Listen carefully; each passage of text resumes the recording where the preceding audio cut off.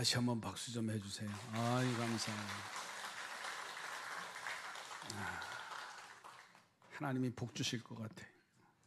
이 더위에 힘든데 찬양을 한다는 게 보통 어려운 일이 아니에요.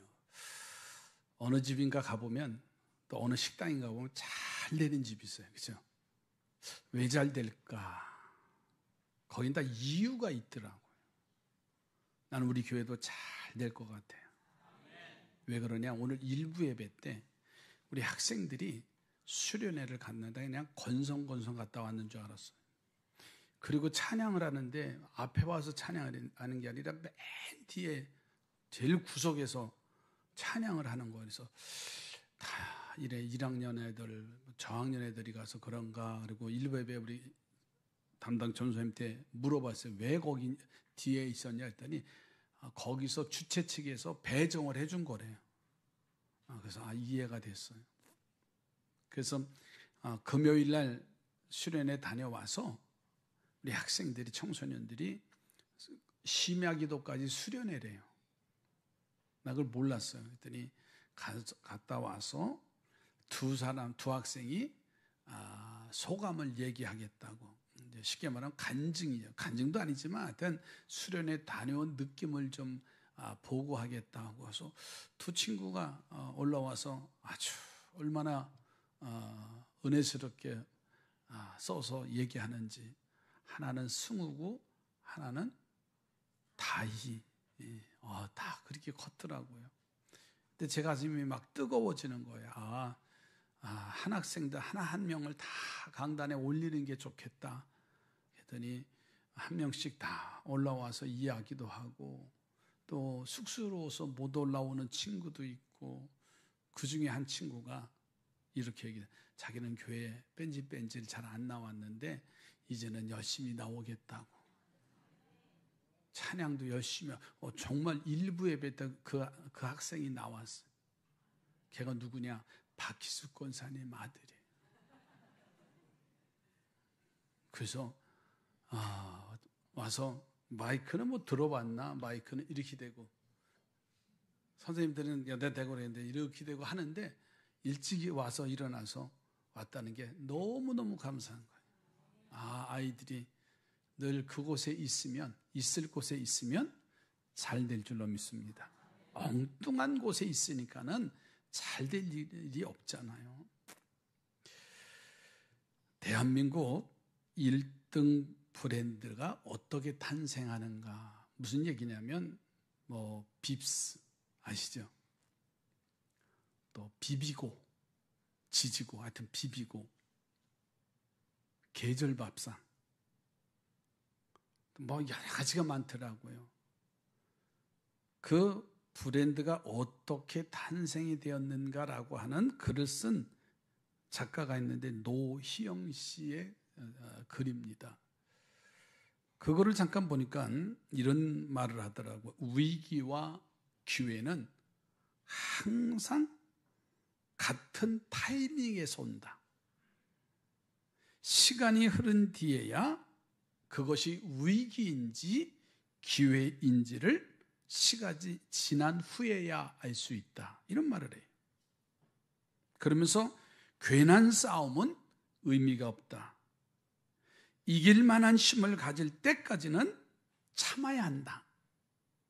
모든 성공의 결정적인 해답은 대중에게 있다. 상품을 만들고 관리하는 일은 또 다른 사람의 마음을 움직이는 일임을 잊어서는 안 된다. 대안 없이 비판과 비난만 쏟아대는 것으로는 다른 사람을 설득할 수 없다. 대안 없는 논쟁은 일의 속도만 느리게 만들 뿐이다. 조직 안에서 성공을 이룬다는 것은 혼자는 결코 불가능하다. 조직을 움직여야만 가능하다. 이런 말을 해. 그러면서 잘 되는 집엔 반드시 이유가 있다. 예민한 관철력과 호기심으로 그것을 찾아야 된다. 이런 말을 해요. 그러면서 포기하거나 해보지 않는 않고 그냥 주저앉지 말아라. 열릴 때까지 두드려라. 문 앞에 주저앉아 있기만 하면 아무것도 변화되지 않는다. 기회는 누군가가 만들어주는 것이 아니다. 스스로 도전하며 만들어내는 것이다. 내공이란 그런 깨달음이 한 겹 쌓여 만들어지는 자신만의 색이고 무늬가 된다. 이런 글을 썼어요. 잘 되는 곳에는, 그 집에는 반드시 이유가 있다. 우리 옆에 분하고 축복합시다. 되는 집안이 되시기 바라요. 이유를 찾아보자고요. 오늘 이 이야기는 야곱의 생애가 매우 순탄치 않은 과정이었어요. 어려서는 지나친 욕심 때문에 형을 속이고 외삼촌 라반의 집에 가서 20년 동안 종살이 하면서 부자가 됩니다. 그리고서는 형의 문제가 약복강에서 이제 해결이 되어지는, 그리고서는 살만하니까는 세겜 땅이라는 곳에 내려가서 그곳에서 살다가 그만 어려움을 당해요. 자녀들의 삶이 무너지게 됩니다. 그래서 그가 베델로 다시 올라와서 하나님과의 약속을 지키면서 하나님이 축복을 해주시는데, 자, 문제는 그런 과정에 요셉이 아버지의 심부름을 하러 갔다가 그만 죽는 사건이 나와요. 아버지 편에서 보면 죽는 겁니다. 형들은 그 미움의 대상이 됐던 요셉을 죽이지 않고 애굽 상인에게 노예로 팔아버려요. 그리고 아버지에게는 형들이 와서 하는 얘기가 짐승에게 이제 물려서 죽었다고.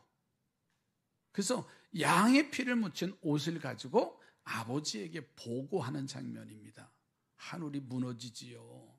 아무리 많은 자식이 있다 할지라도요, 그 한 자녀를 잃어버렸다는 것은요, 야곱에게는 참 힘든 일이에요.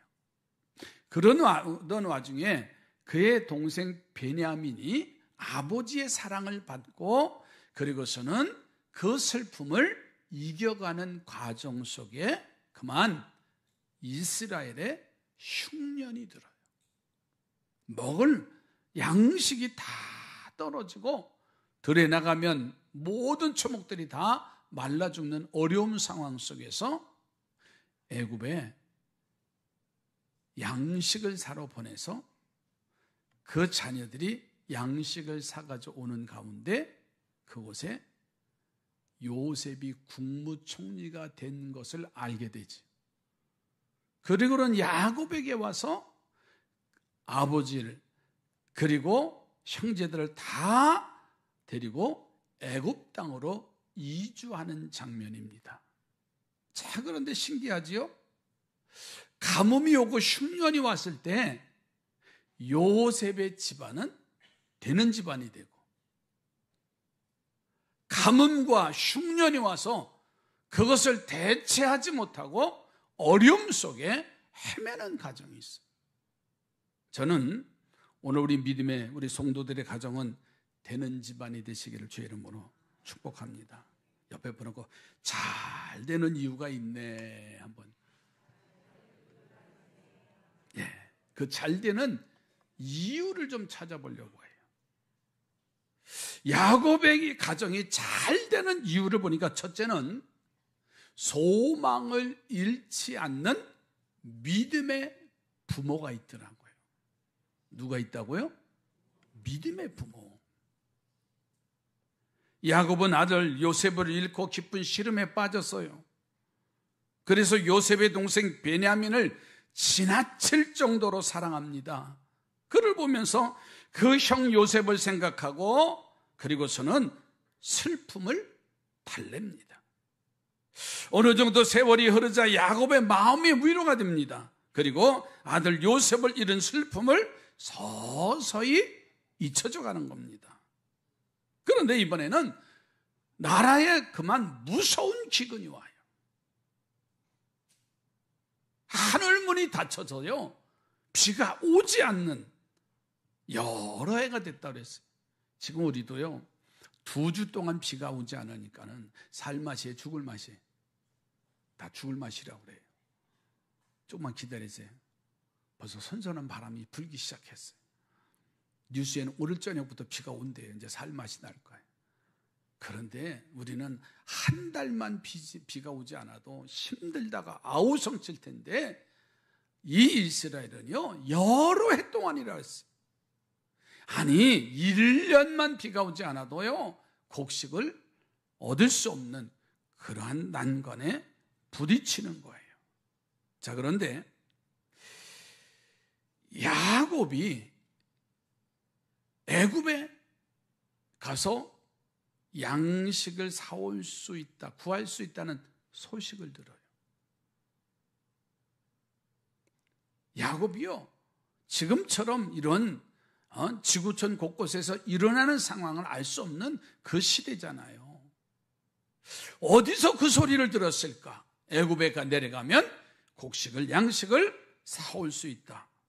그런데 그 소문만 믿고 아들들을 불러서 애굽에 곡식이 있다고 하니까는 사오면은 우리 가정 대부대 70명이 먹고도 이제 살겠다. 먹고 살겠다.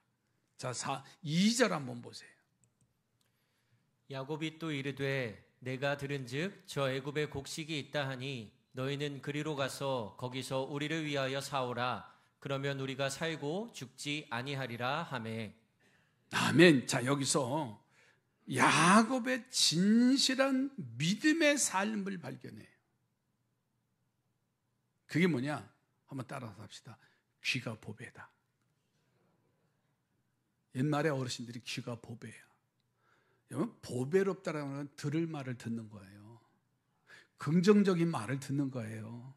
부정적인 말은 안 듣는 거, 안 들리는 거고, 그냥 스쳐버리고, 귀가 보배라는 말은요, 들을 소리를 듣는 거예요. 그게 보배로운 귀라는 거예요. 목사님 귀, 제 귀는 원래 조그매요. 어떤 사람 보면, 귀가 잘생겼네. 그러면서요, 있던만한 귀가 부처님 귀 같아. 그래요. 근데 저는 아주 조그매요. 태생이 그러니 어떻게. 로마서 10장 17절에 그래서 믿음은 들음에서 난다 그랬어요. 우리 모두가 예수님의 소식을 듣고 교회에 와서 말씀을 듣고 구원받은 하나님의 자녀들이에요. 그러니 들을 귀를 가지고 있다는 것은요, 아주 귀하고 복된 자의 삶이에요. 그 믿음의 길을 야곱이 가졌다는 거예요. 그래서 야곱은 4절 가서 보세요. 아들 10명을 머나먼 애굽 땅으로 보내요. 야곱이 요셉의 아우 베냐민은 그의 형들과 함께 보내지 아니하였으니 이는 그의 생각이 재난이 그에게 미칠까 두려워함이었더라. 예, 자녀들을 보내는데 10명의 자녀들은 보내는데 어려움을 당할까봐, 재난이 그들에게 미칠까봐 베냐민은 두고 보냅니다. 자, 이것을 보면 아들들이 곡식을 사러 가는 길이 위험하다는 말이에요. 요즘처럼 그렇게 발달된 시대는 아니에요. 우리 아이들 어디 보내려고 하면요, 요즘은요, 그래도 핸드폰이 있어서 괜찮아요. 예전에 삐삐 있던 시대도 힘들었고요. 아무것도 없는 시대는 그냥 갔다 오면 왔나 보다라고 한 그때서야 안심이 되지만, 지금은 아이들 행동 반경을요, 엄마들이 다 보고 있어요. 그걸 뭘로 다 보죠? 이렇게 스마트폰에 얘 어디 갔네. 애들만 보는 게 아니라 남편도 봐요. 남편만 보는 게 아니라 시부모님도 어디 갔나 하고 다 행동 반경이 나와요. 근데 그때 당시는 그것을 알 길이 없는 그런 시대예요. 우리가 외국만 나가도 두려워요. 왜? 생명을 내놓고 가는 당시의 일입니다. 그런데 야곱은 곡식을 사오면 우리가 살 것이라고 하는 이 소망을 잃지 않고 아들들이 먼 길을 가도록 재촉하는 걸 보세요. 이게 믿음이에요. 예수님은 도마에게 요한복음 20장 29절에 말씀합니다. 예수께서 이르시되 너는 나를 본고로 믿느냐 보지 못하고 믿는 자들은 복되도다 하시니라. 네, 도마에게 내 손에 못자국과 내 옆구리의 창자국을 보고 믿음 없는 자가 되지 말고 믿는 자가 되라고 당부하시면서 너는 만지고 보고 믿느냐? 보지 못하고 믿는 자가 복되다라고 말씀하셨어요. 여러분, 야곱은요 이 믿음을 가졌다는 거예요. 가장이 훌륭한 소망과 사랑을 가졌으니요 그저 가정이 잘 될 수밖에 없어요. 우리 심각하세요. 집안의 믿음의 가정이 바로 서 있어야 돼요. 송도 살인사건 아시잖아요. 우리의 기억 속에 금방 잊혀지지 마십시오. 그들의 삶이 어떤 삶이었는가를 자세히는 나와 있지 않지만은 어림짐작 송도의 신도시의 펜트하우스에 산다. 몇 평쯤 될 것 같아요? 관리비가 얼마쯤 나올 것 같아요? 우리는 나와는 아무 상관이 없어. 아버지 생일날 아버지를 초대해서 그 난리가 났던 이 상황은 오늘 이 시대를 그대로 반영해 보여주는 거예요. 참 아버지도 불쌍하고 그의 부인 됐던 분도 불쌍하고 그의 자녀들도 불쌍해요. 한 달에 아버지의 생애를 꼬박꼬박 보냈다 그랬어요. 여러분, 돈이 문제가 아니에요. 착각하지 마세요. 돈이면 된다? 아닙니다. 지금은 돈 가지고 나는 세상이 아니라는 사실이에요. 믿음으로 살아야 돼요. 옆에 보고 믿음으로 삽시다. 예? 믿음의 눈이 열려져 있어야 되는 거예요. 열왕기하 5장에 아람 나라의 군대 장관 나만의 장군의 이야기가 나오지요. 문둥병이 이스라엘 가서 요단강에서 7번 목욕하고 나니까 어린아이처럼 쉬어졌더라. 그 된 사건의 핵심이 뭔지 아세요? 나만은요 이스라엘에게 도움이 된 사람이 아니에요. 하나님을 경외한 사람도 아닙니다. 단지 그 집에 잡혀온 노예로 사는, 몸종으로 사는 소녀가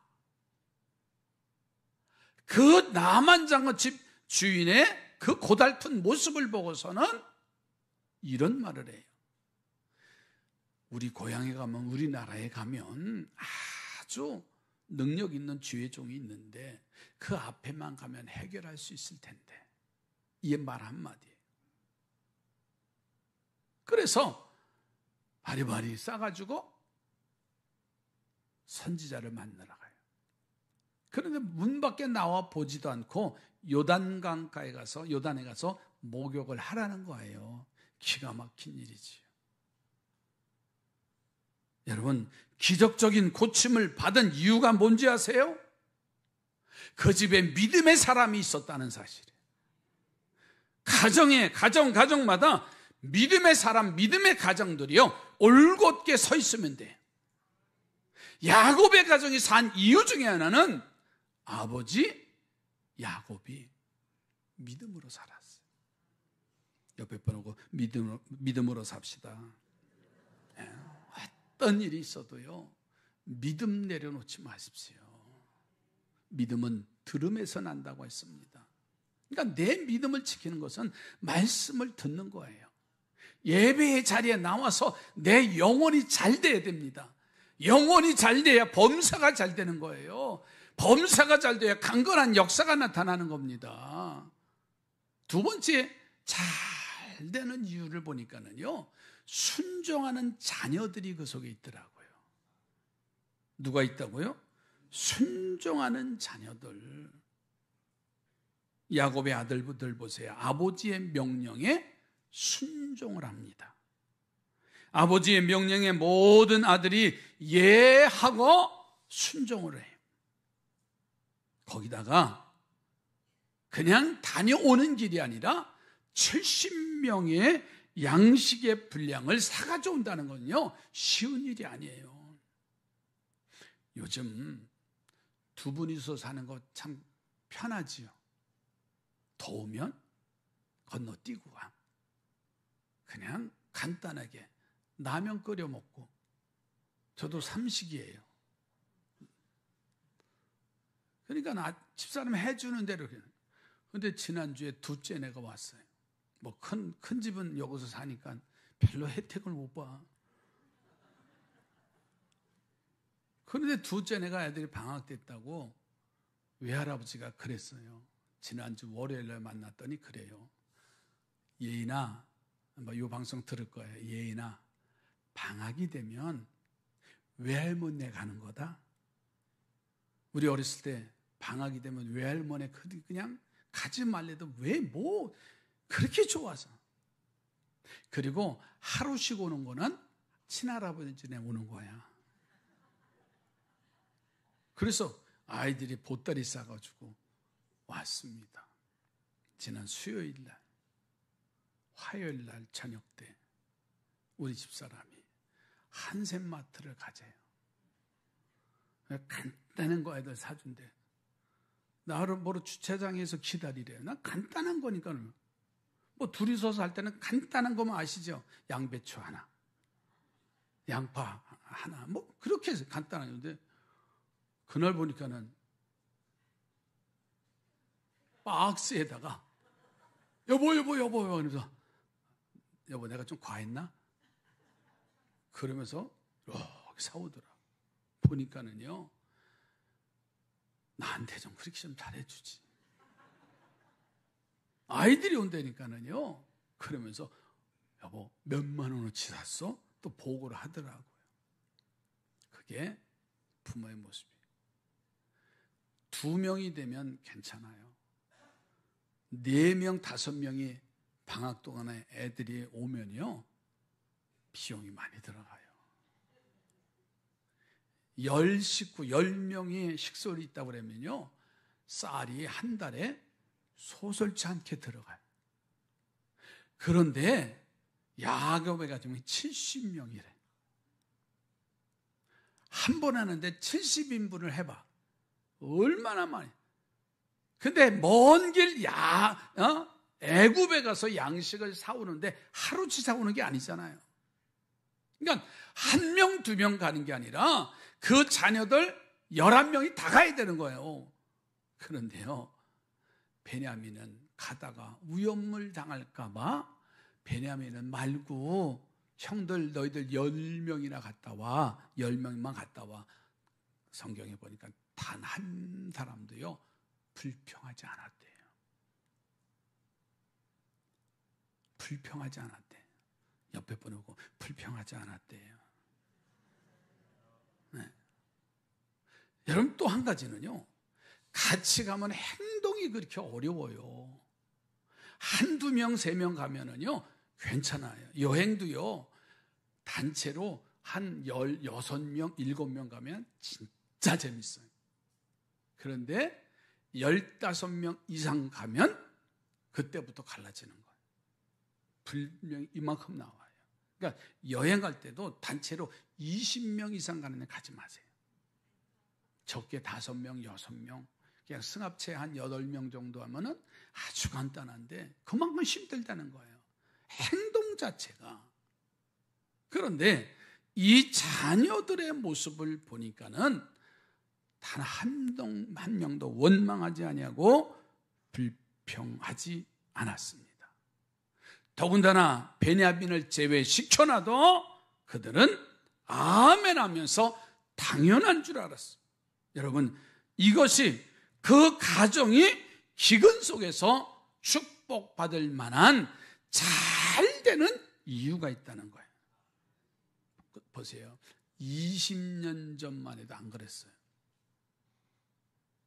아버지가 요셉을 편애하는 것을 보고 그들의 마음에 불만이 싹 터졌잖아요.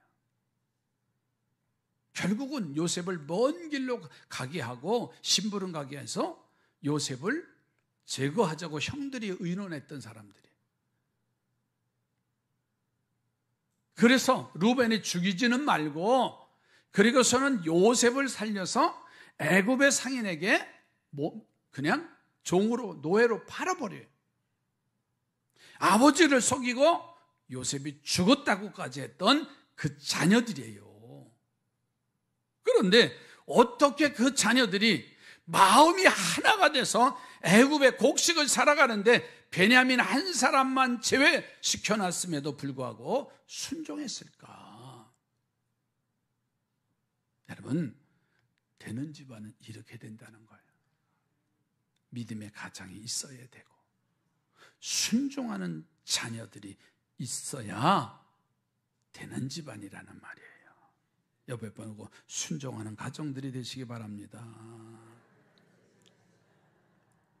우리는 때로는 내 안에 나도 모르게 불평과 원망과 때로는 짜증이 날 때마다 순종하는 내가 돼야지 하는 그 마음. 세 번째로는 왜 잘 되어가느냐고 확인을 해보니까 역경을 뛰어넘는 자녀들이 있어요. 요셉은 형들에게 미움을 받아서 애굽에 팔려갔다고 그랬어요. 당시 노예는 물건 취급당하는 정말 인격도 없는 그런 존재입니다. 하루아침에 형들에 의해서 물건으로 팔려버린 거예요. 그러다가 보디발의 집에 눈에 나서 그 종으로 팔려갑니다. 얼마나 충성을 다했던지 그 집에 살림살이를 다해요. 그런 가운데 그 아내의 유혹 때문에 미혹 때문에 감옥에 갇히는 사건이 일어나지요. 그러니까 하나같이 희망이 없는 그러한 삶으로 떨어져가는 모습이에요. 그러니까 역경에 또 어려움이 당하는 그 상황은 이루 말할 수가 없어요. 자, 그런데 중요한 것은요, 요셉은 어디에 던져짐을 당해도 아버지에게 물려받은 믿음이 있었어요. 하나님이 주신 장래의 축복을 믿는 믿음으로 자신에게 처한 역경을 극복하는 존재가 됐어요.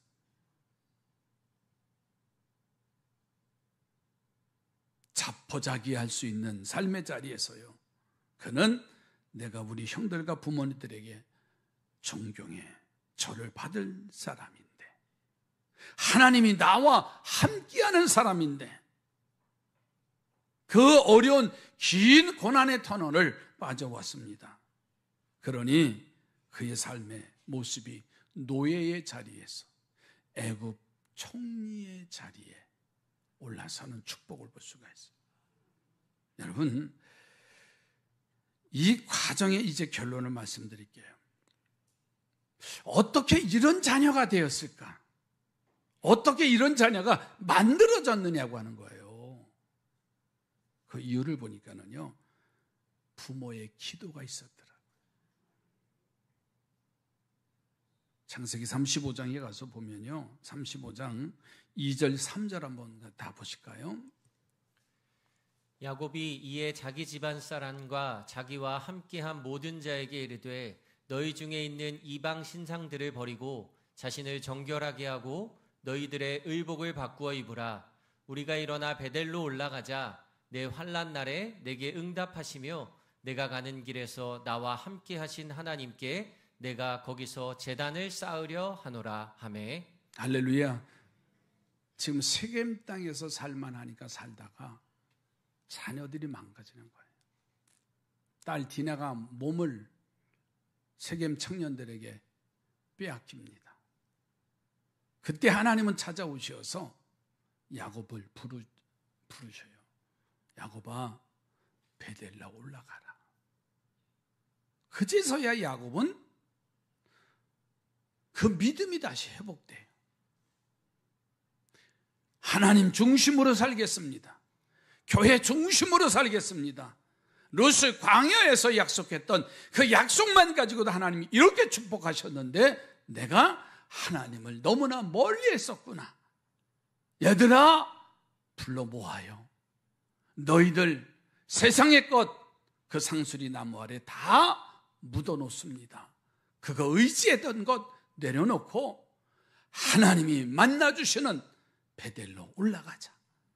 우리가 당한 환난은 바로 하나님을 잃어버린 것이기 때문에 그렇다. 얘들아, 내가 잘못했어. 아버지 야곱과 그의 형제들의 믿음이 회복되니까는요, 잘 될 수밖에 없었어요.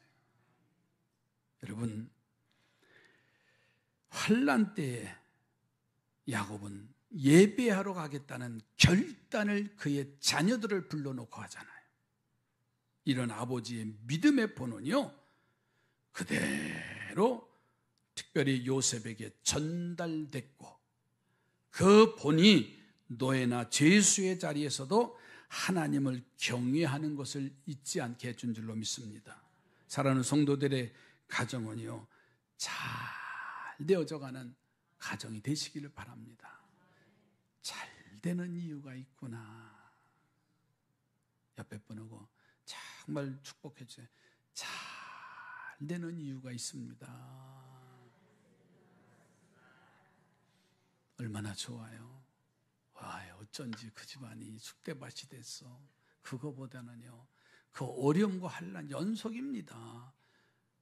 두 다리 뻗고 쉴 만한 날이 그렇게 많지 않아요. 우리에게도 솔직하게. 그럴 때 믿음의 가정이 나타나고 믿음의 자녀들이 나타나고 정말 잘 되는 이유가 그 속에 있다고 하는 놀라운 역사들이 가정을 통해서, 여러분의 사업을 통해서, 삶의 현장에서 펼쳐가기를 주의 이름으로 부탁을 드립니다. 기도합니다.